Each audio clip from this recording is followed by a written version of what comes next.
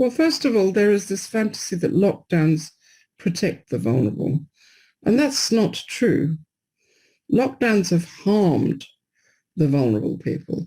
Lockdowns expose vulnerable people because what we have enjoyed as lockdown in many, not just developed, but developing countries, what is a protection of the wealthy, or at least,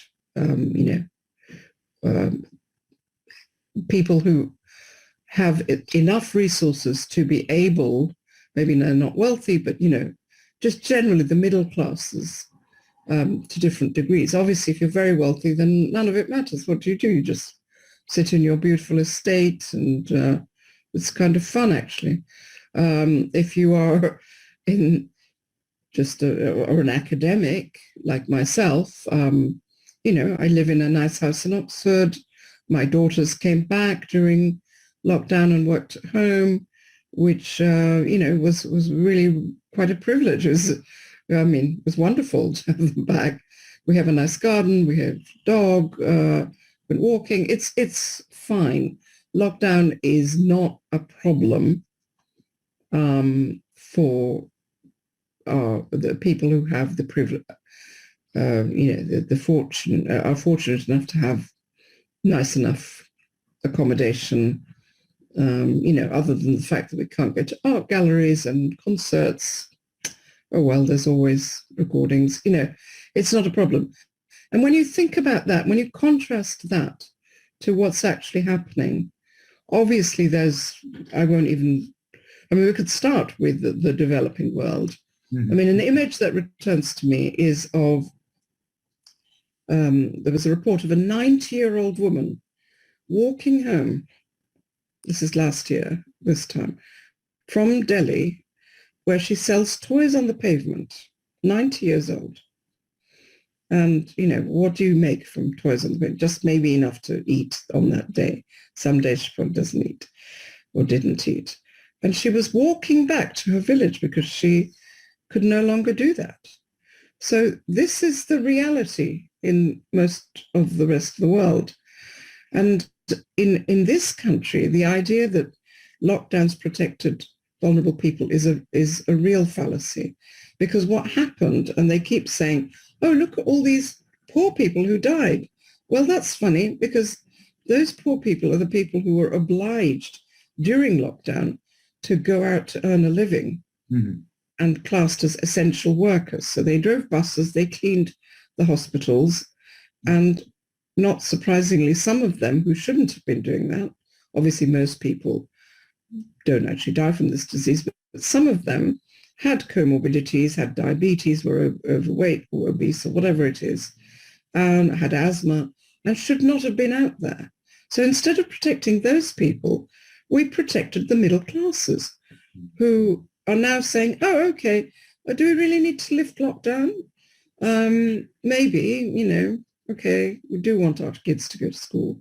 But the idea that lockdowns protect the vulnerable is a fantasy. Also with the elderly here, okay, maybe we protected some of them, not very well, from dying of COVID, but then we sentenced them to these, to live the rest of their lives in isolation.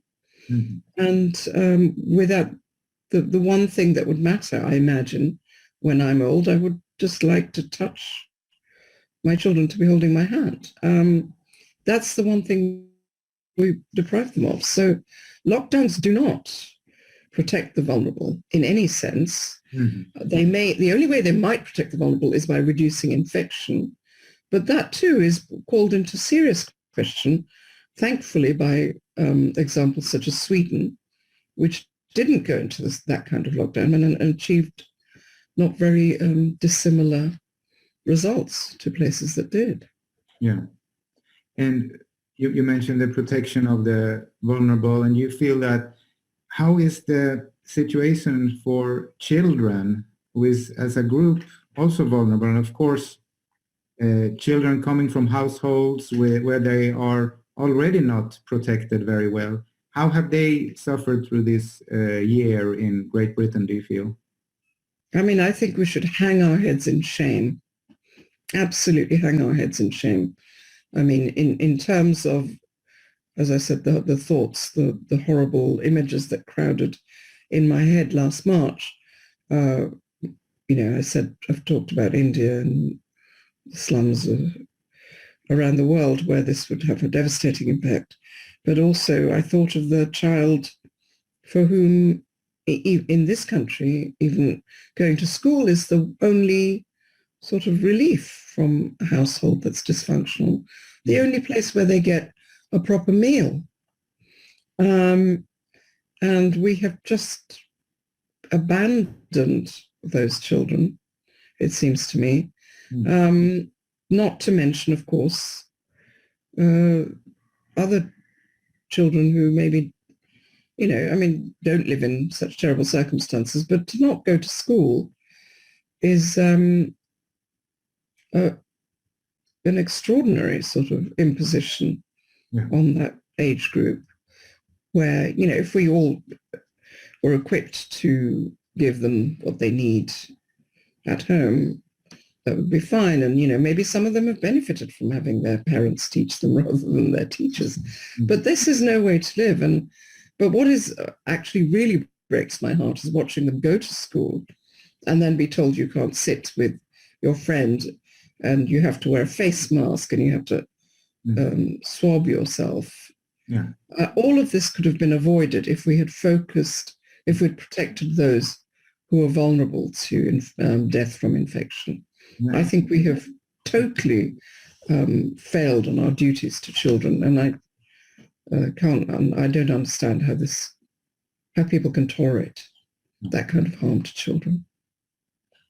I agree, and in Sweden kept schools open from 1 year, that's kindergarten, to 16 years, all schools all the time open every day, and we have seen very few serious cases, very few even deaths. I don't know if there are any real deaths from COVID-19 among children, I'm sure. But very, very few. I mean, we're talking about millions of children who have It's negligible. Mm-hmm. So it's not a disease for children. It's a disease for the old, mainly, and for those who have preconditions, diseases